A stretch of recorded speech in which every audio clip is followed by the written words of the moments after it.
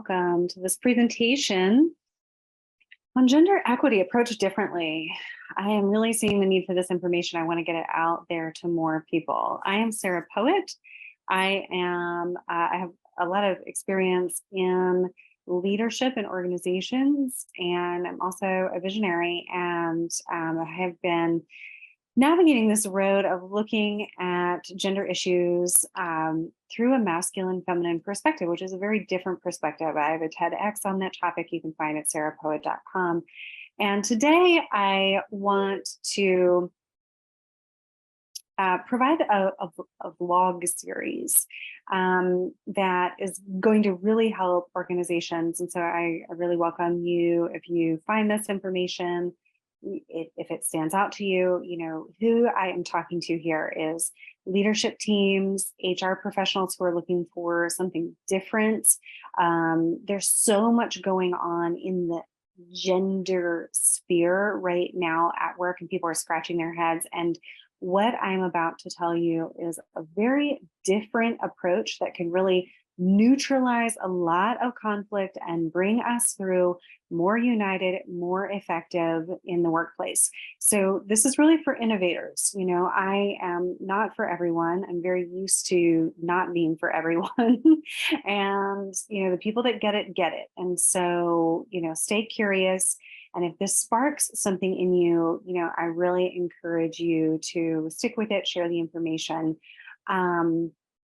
I'll share a quick story that after I did my TEDx, I was, in the bathroom at intermission, and this woman approached me and she said, I work for an international company that represents women's leadership internationally, and we've never had the conversation that you just presented. So,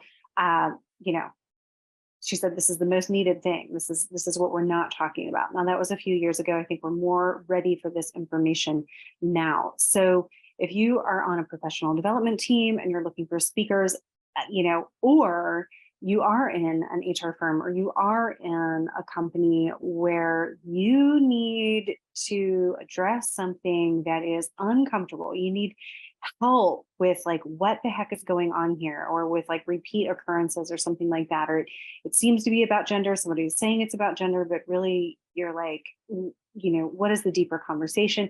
That's where I come in, and you can reach out to me for safe, confidential consulting in this area. So what's going on right now is and is not about gender. I'll just say that it is about gender, and it's not about gender. It's beyond gender. It's what's underneath that very few people know how to talk about, and I can talk about it. So that is why I'm making this. So let's look at the why. What is going on? We have more talk about gender and gender in the workplace than ever. It's a highly sensitive topic. I would also add here that there's a lot of quitting. There's a lot of firing. There's a lot of quitting. There's a lot of we don't know how to handle this, and so we're just cutting it off. The legal ramifications of making mistakes in this area are high for companies. It's very costly to make a mistake about gender and gender equity in the workplace. And there's also increased sensitivity, increased walking on eggshells, increased avoidance of the topic. And the more we avoid something, the more division we are definitely going to have when we don't know how to talk about something. So, I think we're getting brave here. I think we're getting brave in these areas, and we can move forward with it. So I name what is going on under the gender equity conversation. I make it more approachable, and I diffuse a lot of tension for your organization. That is my point. So I am making this series today to explore these topics. Feel free to share them with your teams. And then after you watch them, please feel free to reach out to me for professional development, for close consulting. And I really am someone who will go into those nitty-gritty situations with you, and in partnership with your HR departments. And we can get to the good stuff.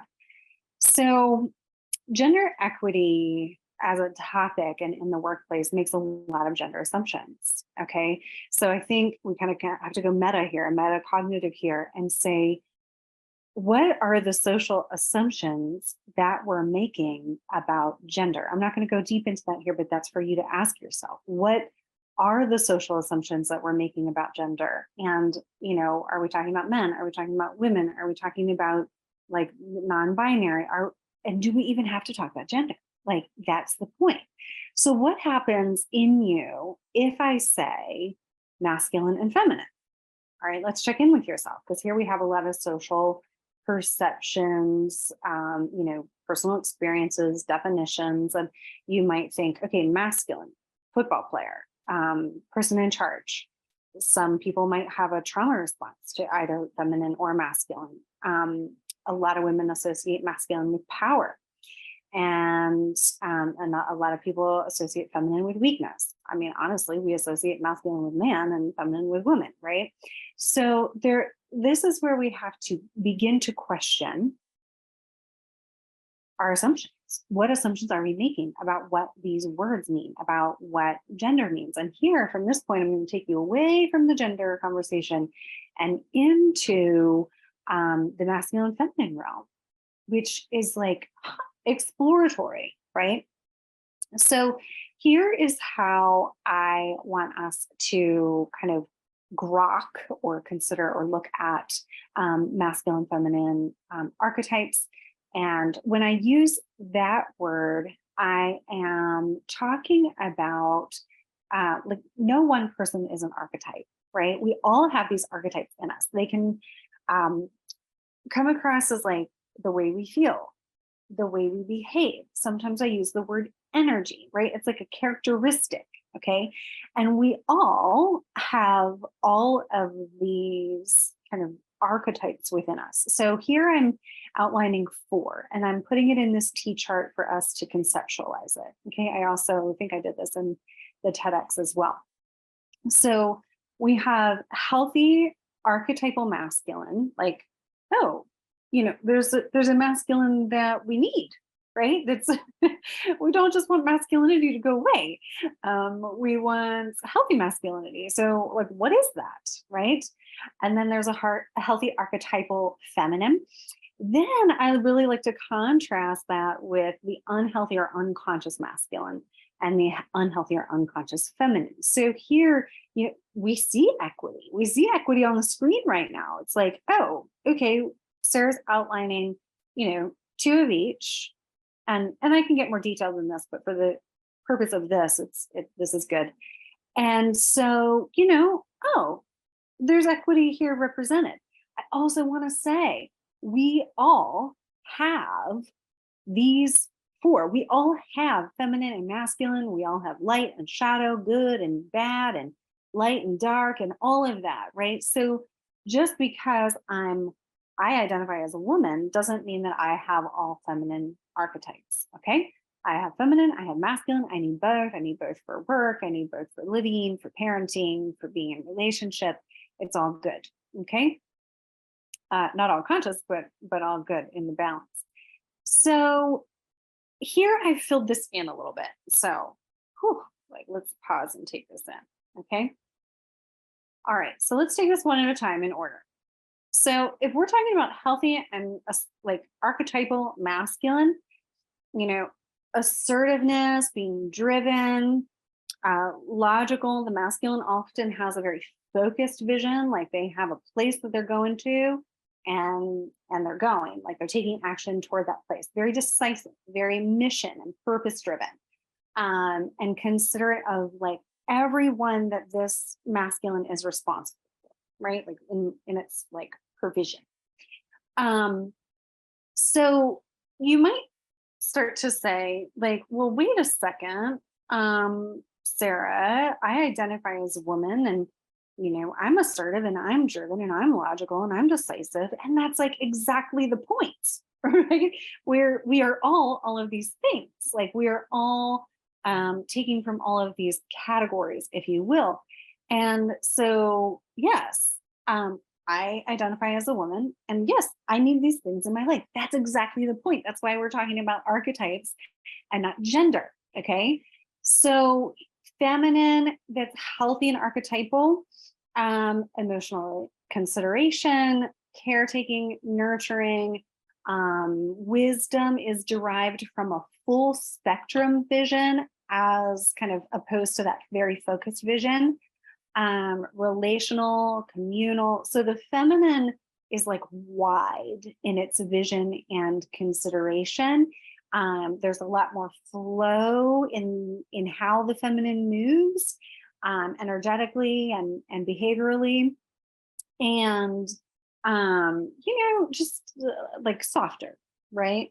And not good or bad, just characteristics. Okay. Now, I probably should have broken this up into 2 different slides because there's so many words on this one, but bear with me. This is like the most words out of the whole thing. So the unhealthy and unconscious masculine is kind of what is getting that like toxic masculine patriarchy bad rep right now. Okay. And this is in all people. This is in systems. This is in all people. This is like in us. And we have to say, where is this within us? Right. Because it's not just men, it's not just men in leadership, it's not just like bad, white guys, like it's not that. It is an archetype that is an unconscious masculine that we all inherited. Okay, so we have to make some choices about it. So the assertiveness with the masculine is not the problem. The domination is the problem. So like assertiveness to the point of, I'm just in charge and I'm going to make all of the decisions and I'm going to squelch anybody else's ideas. This masculine will exhaust resources without consideration, like exhaust resources of people on the team or of the earth, etc. Profit at all costs, just driven, productivity, like, right? No rest. Finite thinking, and it actually expects anything that is feminine to be free, to be like for the taking. Okay, come back to that later. Unhealthy, unconscious feminine. Here's where we have like more of the emotional manipulation, like withholding, focused. Right now, I think a big one is being focused on victimization and like regaining power, which is just a nonsense game because it's not conscious. And another unhealthy trait would be like to be too diffuse, right? Not being able to make any decisions and therefore ineffective. So every person, and here's where we can really move away from the gender conversation and into a holistic whole person conversation. We all have both. Okay. And so do our workplaces. Like our workplaces need both feminine and masculine. We need it to be conscious, and our leadership styles will be more effective if both feminine and masculine leadership styles are honored, or I'll say feminine and masculine is honored in leadership styles. Books that Brene Brown has written on effective leadership, it's like I could rewrite those books from this viewpoint of feminine masculine, and some people would say that that's not necessary, or that it's like more divisive to use these words. And I said this in my TEDx too, and it's like that's not true because when we have these words as tools, we can go aha, and we can make choices, right? So it's like the thing that we run from or avoid, and I think a lot of this is happening with this whole gender thing right now. It's like, oh, we don't know how to talk about it, so let's just avoid it. And that's going to make issues worse. Okay, so this is a way that we can turn toward actually what's underneath and be way more effective for having looked at it and not letting it kind of rule us and like chase us in the other direction. So in the next video in this series, I'm going to be talking about doing a value assessment for your company, as in which of these archetypal energetics you value, what do you value economically, and how do you actually place them in your leadership strategies and in your company's ways of being and ways of doing business. You know, do you expect everyone to kind of stay in their lane and be ultra productive, or do you also include you know, team meetings for creativity or taking space for creative time, you know, which would be more archetypally feminine. So thank you so much for watching this first video in the series. And I will be back with some more. You can reach out to me anytime at sarahpoe.com/reconciliation, right? Because this is a time of reconciling what has been going on between genders, between the archetypes, and moving into new potentials. And I am here for it as a coach, as a consultant, as a mediator. So reach out anytime. Thank you so much.